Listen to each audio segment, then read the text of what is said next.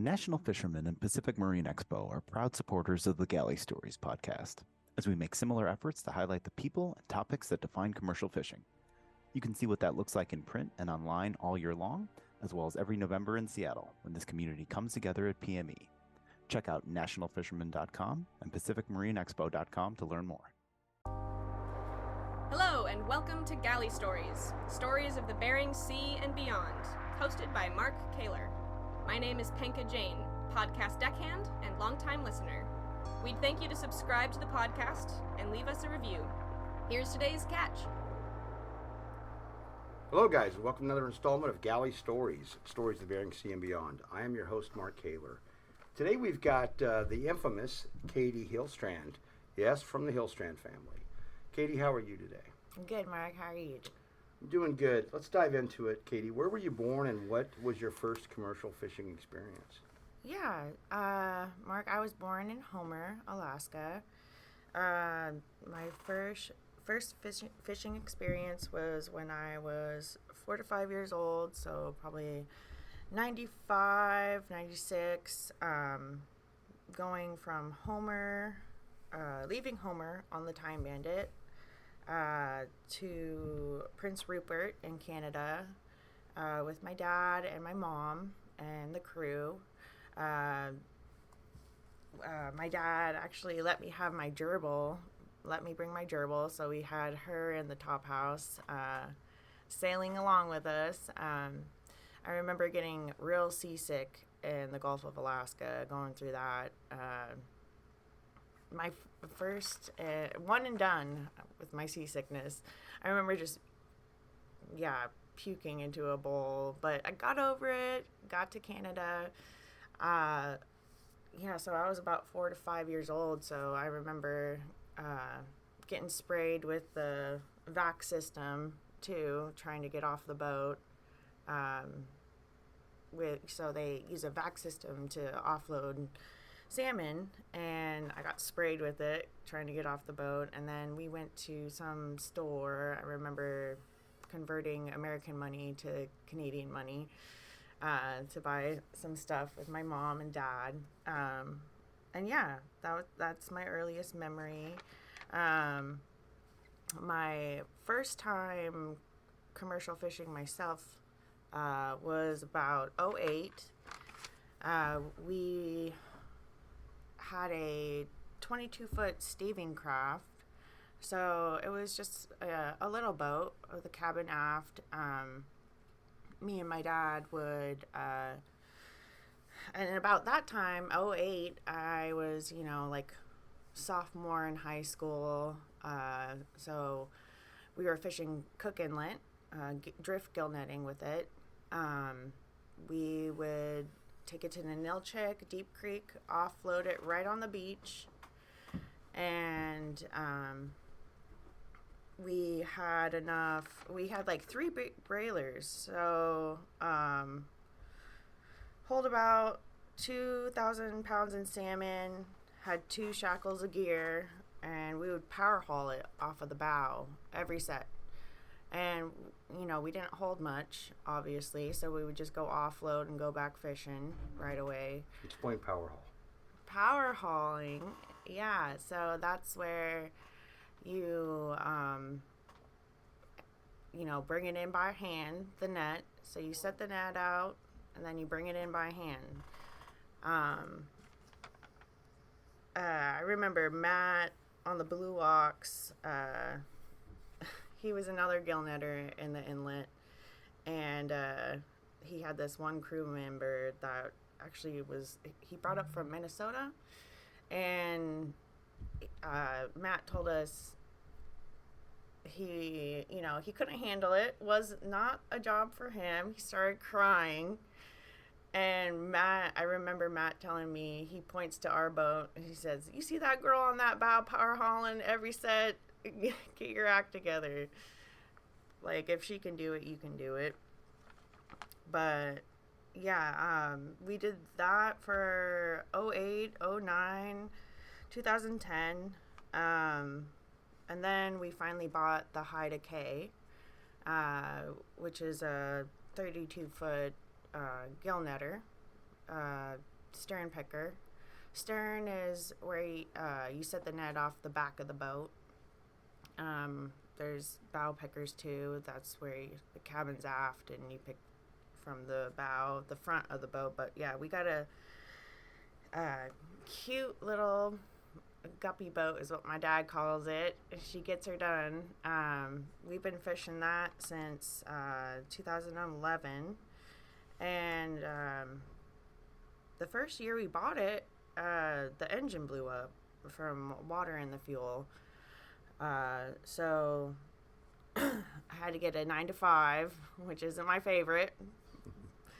But yeah, no, that season was shot. But 2012, same thing happened until we figured it out and dialed it in. And then, yeah, we've been fishing her ever since. 2000, oh man, when did we switch to the bay? I want to say like 5 or 6 years ago, right? Remember us coming over? It's like everybody remembers when you come around. Yes. Yeah, no, Cook Inlet, it's been doing good, but yeah, we switched to the bay, which I have been in love with ever since we came here. Yeah, no, it's fun fishing here. Yeah, What do you mean? What's your best memory fishing here? Oh, Actually, man. what's your best memory fishing altogether? Yeah, so Or several of them. in 2000, oh man, I think it was a while back, 2020 something. My dad sent me over from Homer. He was working on the slope. We both work on the slope right now, and we're laid off, so we get all this time to go fishing this season. But he was working on the slope at the time. He said he couldn't bring the boat over, so he put me in charge of doing that. And fishermen, he's never even let me tie up to a tender before at this point. And I know how to drive her, but he just was like, yeah, go over with the group members from Homer to Bristol Bay, which is 4 to 7 day trip depending on the line in Iliamna Bay. So I'll kind of explain that whole trip. It's so you leave Homer, you go across the inlet, you go to Iliamna Bay. Usually there's a line of fishermen, other boats, waiting to get taken out of the water by a tractor trailer. And after the tractor trailer pulls you out, it's a 45-minute drive at Williamsport. The Williams family, they're so great there. I love them.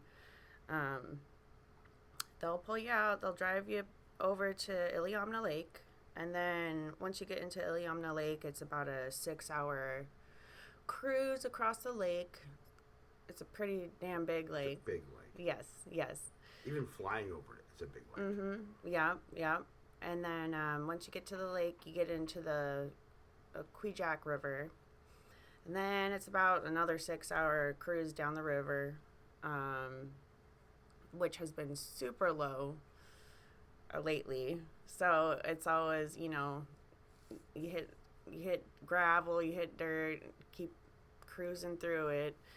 And, my group members, one of them has Ian, he has a jet boat, so I know I'm always safe getting pulled out if I get stuck down the river, so I'm lucky there. But, yeah, and then you go through the braids at the mouth of the Quejack into Bristol Bay, and then from that mouth of the river on Bristol Bay side, it's like another 6-hour cruise to Naknek, which... How does that turn into 7 days? Right? No, sometimes it's shorter, sometimes it's longer. Like I said, it's just that wait with the fishermen in line because everyone's trying to come over and fish, Mm-hmm. But yeah, no, one of my scariest moments, I actually, the first time I did that trip, because I've done it a few times now, alone without dad, was with my 1.5-year-old daughter, and she was still breastfeeding at the time. Actually, she was that little. I had her. I had my 3 cousins, Matt Johnson's kids, my dad's cousin, and they grew up on the spit together too. After Matt and Kathy's mom died, they actually lived with my dad and his brothers when they were little on the spit growing up. How old were? I'm picturing you and a bunch of kids. How old were these people? They're in college, so young, early 20s. Yeah. Michael, Elizabeth, and Julia, they're great. Yeah, so we're heading over. We get to the lake. Oh man, and before that, Michael actually, so as I'm heading to the pond in Iliamna Bay is where you get pulled out, right? So it's like 3 a.m. I'm heading to the pond with Gordon and Ian. They're the captains of the other 2 boats that I'm traveling with. Michael turns off. He was told by my dad, he was like, yeah, something about like the heater, and he was trying to troubleshoot that. He turns off the raw water cooling system of my engine. So, like, thinking that he's fixing the heater, and the fuel line for that. But it was really the raw water cooling system. And so as I'm heading into the pond, he turns that off. My coolant line breaks off. The engine room is filled with smoke. I have my little infant with me, and I'm like, what the hell is going on in my engine room, So I'm freaking out, and I call Gordon on the radio. I'm like, yeah, I let him know what's going on. He pulls around, ties up to me. I have my little baby, and, I'm still breastfeeding, and she's crying, and so I have I'm trying to breastfeed her to calm her down, and I'm like, Gordon, help me, and like Gordon's like, seeing my tit out, and he's like, trying to like avoid looking, but he's still helping. It was the funniest thing. But yeah, so we figured out what happened. The after. Images in our viewers' minds right now. I know. Well, that's the only way to calm a baby down, So yeah, no, Gordon helped us out. We got that coolant line back on and went into the pond, got into the lake. Like I said, 45 minutes later after we waited in the pond for a bit, and then in the lake we start hitting 10 to 12 footers, and big lake. Yeah, big waves. And I say 10 to 12, but it might have been bigger than that on some of those. And I remember my cousins getting scared, and I was a little bit scared too, driving through that. But right, I had my little baby, I had my cousins, so it's extra, like those lives matter, and I had to keep them safe. And I just remember my dad, whenever I was scared on a boat driving through stuff, and him just acting like it ain't no thing, you got to act confident to like help them through it. So I did that. I prayed to God too, and we got through it. I had my group members there too, Ian and Gordon, so I knew if anything happened, like I had help right there with me. So that kept me going through it well. But yeah, so we finally get to the mouth of the Kwijak, and I remember being dog tired after that, and I have a little baby, and we were traveling with the Willowa. I forget his name on the Willowa. He fishes with his 2 daughters. He's a great captain. I remember traveling down that river with the Willowa and then, yeah, Gordon and Ian. And tying up there for a bit in the river. We anchored up and then woke up the next day, or woke up in a couple hours. You know how our naps work. Very short, very few in between working. But then, yeah, we get to the braids, and we get through that. And then Ian and Gordon, obviously, they got permits in their name so they can go fishing right away. So Ian was like, okay, Katie, I'm sending you off. You got this. I was like, what? My first time doing this trip, right? And I'm like, what? Okay, I guess I got this. And luckily, John, I think that's his name on the Willowa. Correct me later if I'm wrong, but the Willowa helped me through those different sandbars coming from there to the mouth of the Naknek River. So your group just was like, bye! Ditched. Yes. They went to get their nets wet. Yes. Yes, and I had to wait for Dad with his permit to be able to fish, so I couldn't go with them. But, yeah, so the Willowa helped me through those sandbars, which was a big help. I had to call Dad. I was like, which dock is Trident? When I got to Naknek River, you know, because you don't have a sign up. And he's like, yeah, I think it has a green roof, something like that. But, and then, Do we have a green roof? I think it's green. I don't know. I found her anyway, but, and then when I parked the boat, it was, you know, all those boats it was full of boats when I got here to the docks. So I parked the farthest I could, closest to the beach at the dock, just to be out of the way of everybody. And I remember my dad getting here a few days after that when I arrived, and being mad that I parked that close and being beached because he got here and he was ready to leave. So keep that in mind. You always repark the boat so you can leave when high tide's coming in. So you can go fishing. I can see that. Yes. But, yeah. I just want to point out that her dad is David Hillstrand. Yes. If you guys want to know about David, episode 80 on Galley Stories is David. You can hear his story too, but yeah, that's kind of this lineage. Yeah, David Hillstrand. He's the oldest boy of 5. Grandpa John Hillstrand is his dad, and then Earl Hillstrand is great grandpa. He was in the legislation as a Democrat during statehood, and then homesteaded on the Spit. Got all that history there. But yeah, I didn't mean to take you off the story. I just wanted to make no, sure you you're knew your dad good. You keep saying my dad, but Yes, exactly. Yep. Good old Dave. so he shows up and you're Best captain ever. You're dry. You're all dry and. Yeah. He was pissed about that a little bit, but not too much. But you know, one thing about he had him. you drive the boat over by yourself. So he's like, oh yeah, you learned how to move the old gal's hips around. I see. I was like, yes, sir. Another trip over.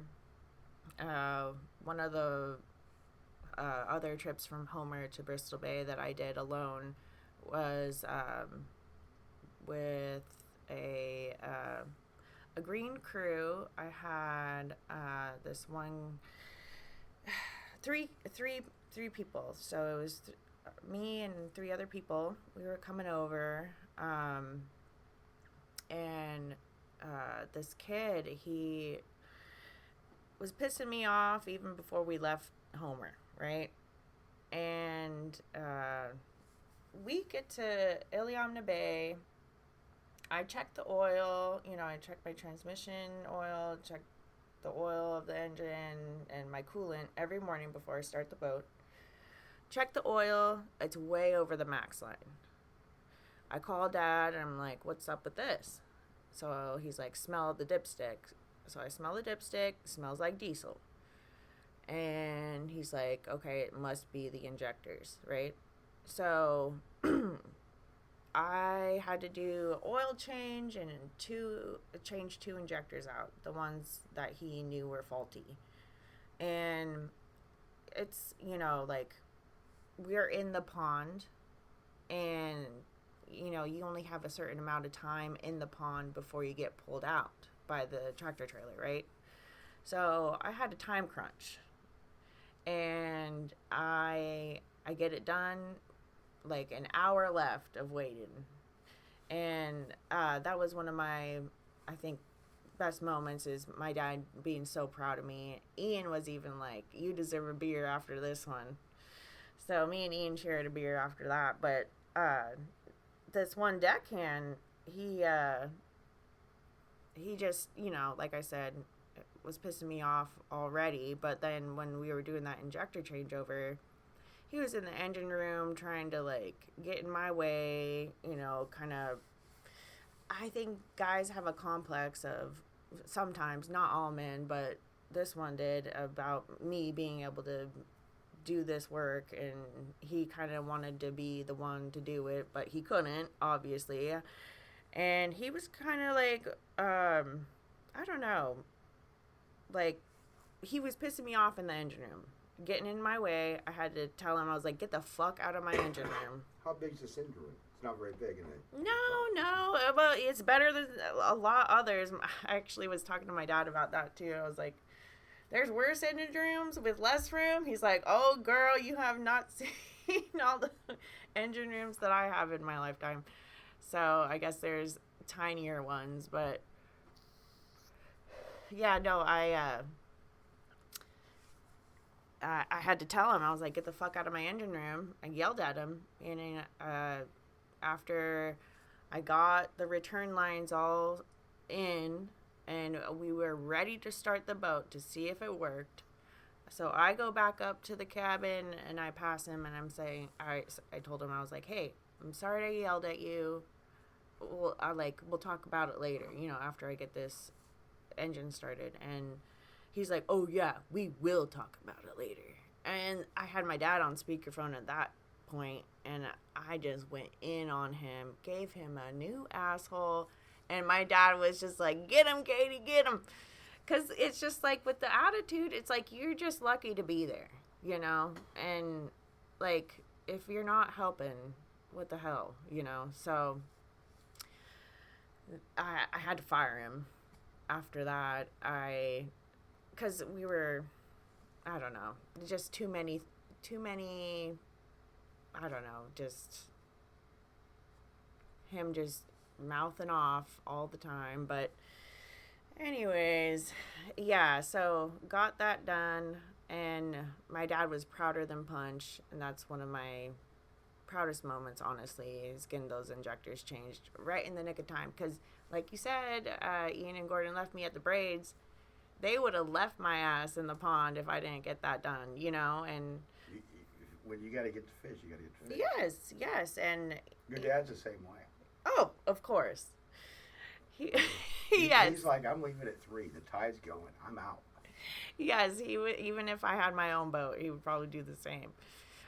So yeah, Ian and Gordon, they definitely would have left if I didn't get those done, and I did in the nick of time, with an hour left of just hanging out and relaxing before we got pulled out. So that was such a good feeling. But yeah, and it's dangerous traveling through the lake and that river. It's been low. It's getting lower every year too. So getting stuck, not having a jet boat group member there to pull you out, that'd be tragic. So you riffed the jet boat a couple times. I know what a jet boat is, but other folks might not. Yeah, so what I got, or what my dad has, High Decay, is a prop boat, which is a propeller outside of the boat that, steers the boat. And then, so a jet boat is where you have a flat bottom, and you can kind of get away with a lot more. Yeah. Shallow. Super shallow. Yeah, super shallow. Yep. So you're stuck on a bar and they're still floating right next to you. Exactly. Okay. So you've been doing this a while. What has been some really good experiences you've had? I know you got a notebook full of them, but I'm not letting you have the notebook. Right. Yeah. So coming up to this interview, I definitely wrote a few pages up, thinking about what all I wanted to talk about. Geez, yeah. Man. I took it away from her. He did. Oh, man. Yeah, I think one of the stories I want to talk about is, I know my dad talked about, I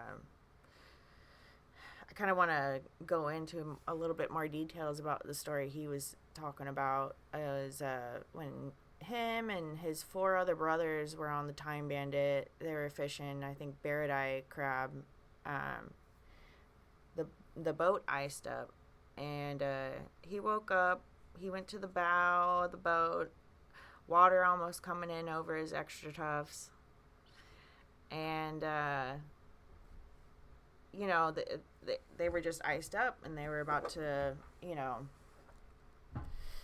the boat was not doing good. So my dad wakes up all of his brothers, and they're cutting lines for the pots. They're throwing pots over the boat. They're trying to chop off the ice. And you can listen to that episode to get more details. Episode 80, I think it was. But yeah, so the other part that he didn't talk about was the same night. And this is before maybe we had sat phones at that point. I think it might have been before sat phones, but my mom wakes up in the middle of the night and senses something wrong. She starts praying for my dad. And, that's a type of love connection that no one else, that's not common. And if it is, I hope so, but she just sensed something was wrong. She woke up, started praying for my dad, and later to find out when, he gets home and tells her the story, what day it was, what night it was, she's like, oh, that's the night I woke up and started praying for you.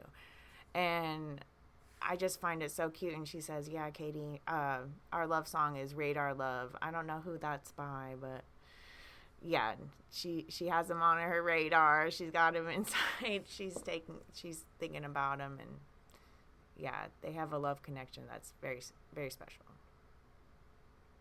But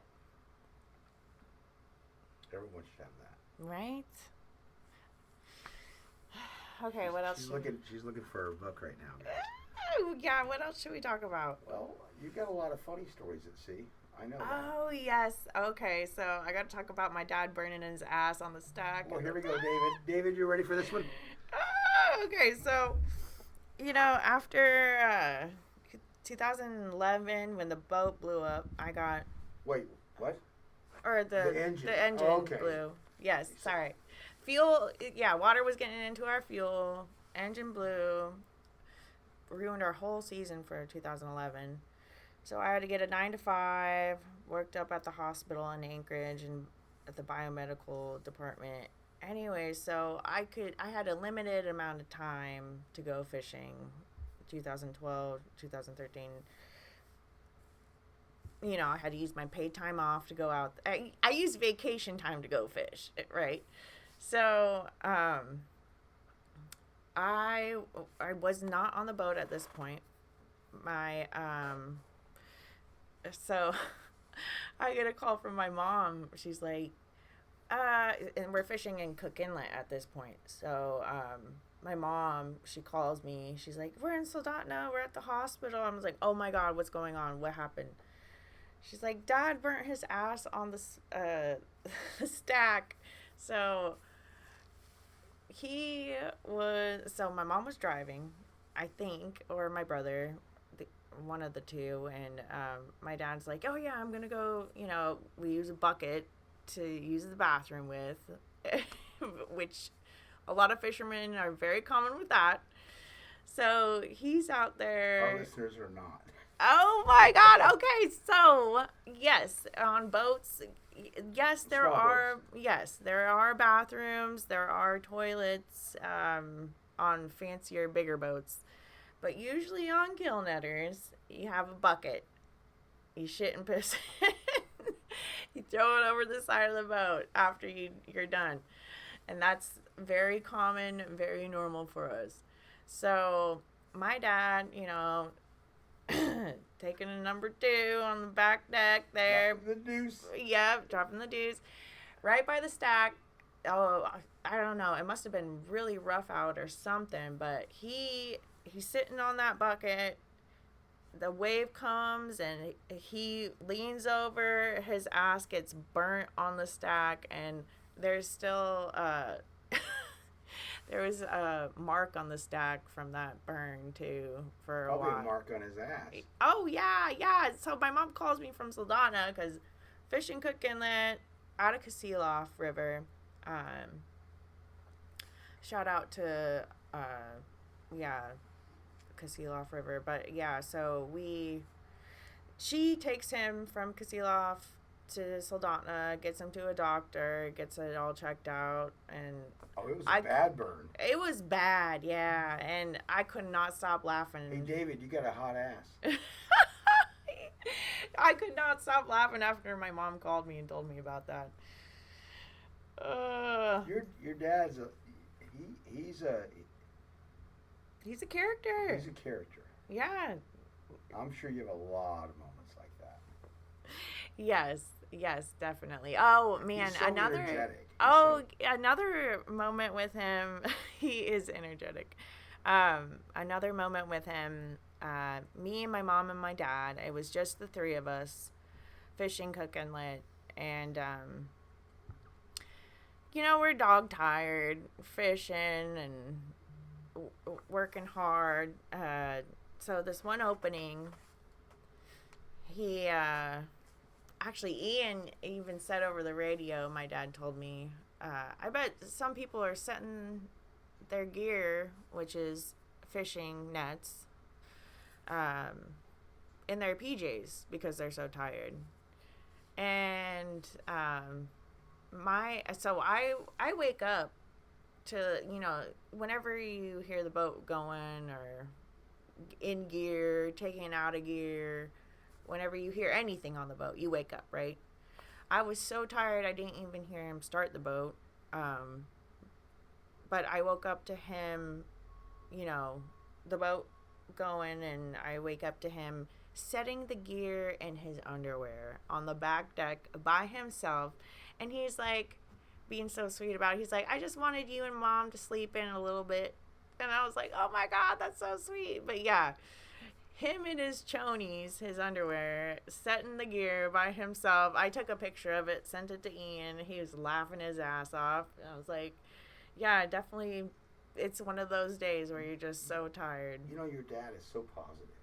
Oh. I mean, I bet even when you lost the engine in 2011, I bet he's like, oh, well, we'll get it next year. Oh, of course. He is so... Of course, yes. And, like every time I've messed something up, trying to,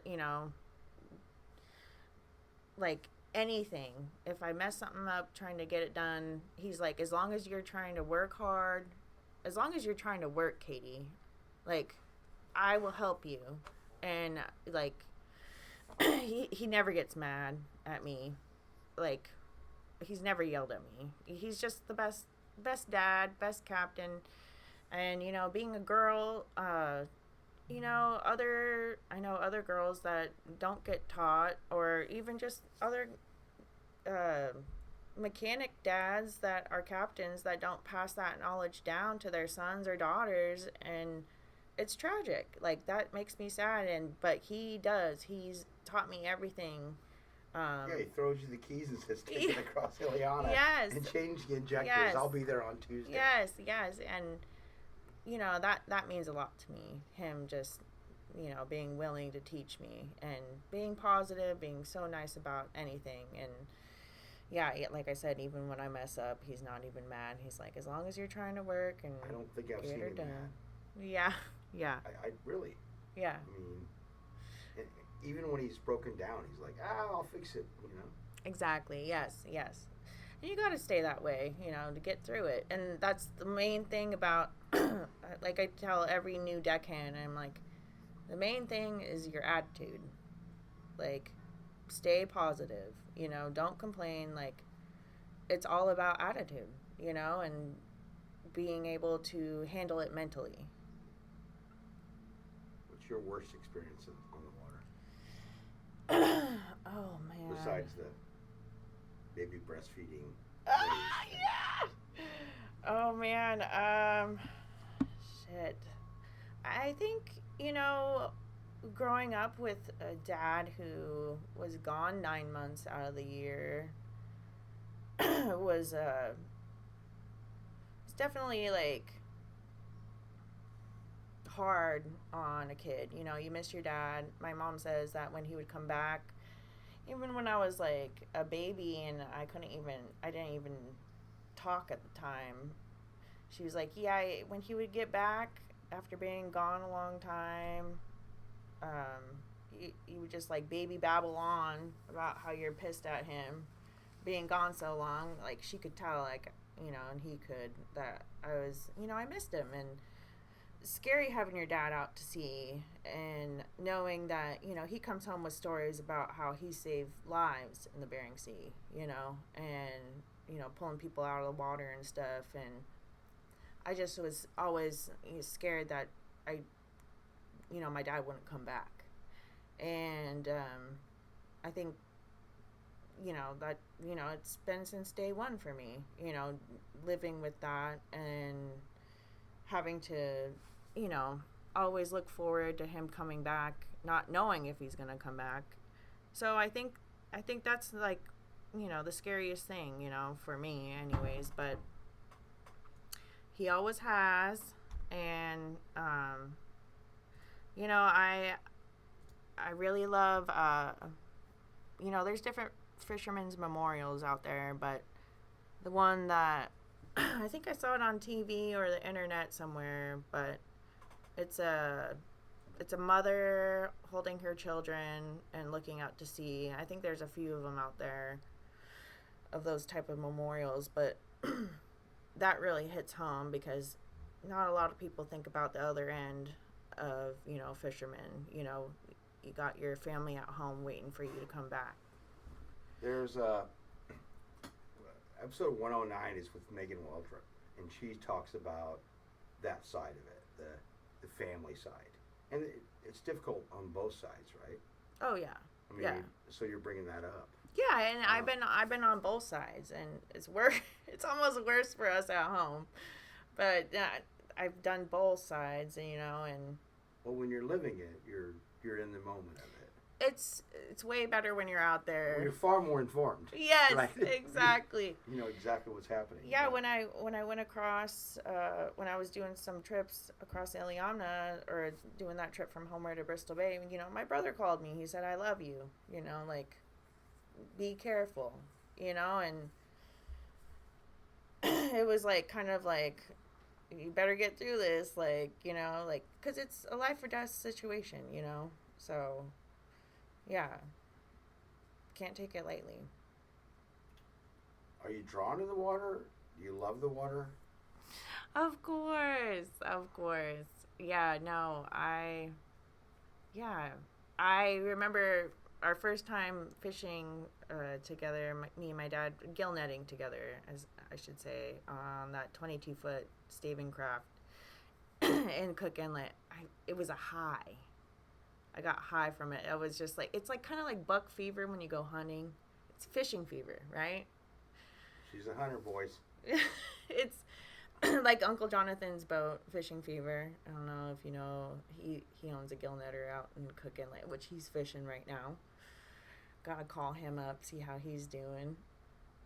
But yeah, it's a high, like, I love it. And even if you don't make money, which I have in the other years, you still keep going out just for the just for the experience, you know. Like, I don't need to make money to be doing this with my dad. And, you know, God, you love your dad. I do. And, you know, my most memorable, like, my most beloved time is just being able to spend with him and have that quality time, you know. And every time I hang out with my dad, we're always working. And I can see that. yeah. If it's not on the water, it's getting boat work ready before the season, you know. So no, yeah, we're two peas in a pod. He's a great guy. I love him. Can't wait to see him. Well, when you're sleeping, he seeks me up hot dogs.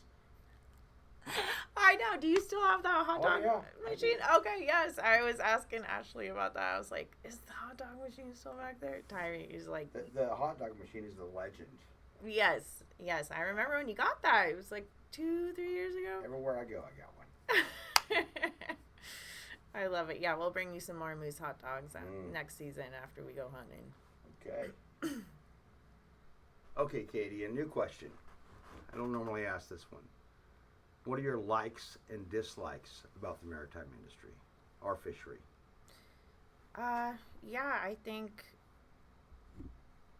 my likes for the maritime industry is that it's a family, you know. When you're out on the water and you need help, you know, you don't even need to know the person. If you see someone in distress, you're going to help them out. It's a network and family, like, you know, that's just always there for you. You know, whenever your boat breaks down, you got to get towed back in to the dock. Someone's always there to help. And, you know, my dad's always told me this, you know, you just owe him a 6-pack or whatever. I remember Dave, I don't know his last name. He fishes out of Halibut Cove. Him and his wife own that sultry restaurant in Halibut Cove. We fished with him for a long time in the inlet, Cook Inlet. And after we broke down, he towed us back in. I made him and his wife a cheesecake, you know. They're not looking for money. They're not looking for fuel money. You know, they're not counting the time that they lost for fishing to tow us back in. You know, it's just what you do out there is you help each other out. And, you know, that means a lot, you know. So, yeah. Dislikes is when, oh man, yeah, I mean, I had someone, me and my dad broke down one time, and we asked this guy for, you know, a tow in, and he's like, well, you know, what's your number? Like, I need to get paid back for all this fuel money spent. But, you know, like, he was all worried about getting paid back for his fuel money, which is fine, you know, like, if he's in a bad spot, I get it, but what are you going to do? If we couldn't pay you at the time, you're going to just leave us high and dry in the middle of the ocean, you know, like, that attitude was just not, my dad was pissed about it. He's like, no, you tow someone in when they need it, you know, regardless. So your best and worst is the same thing. The ones that help you and the ones that don't. Yeah. Okay. Katie, I've enjoyed our time this morning. I've enjoyed it too, Mark. What? It's good to see you. What would be your final thoughts that you would share? Final thoughts is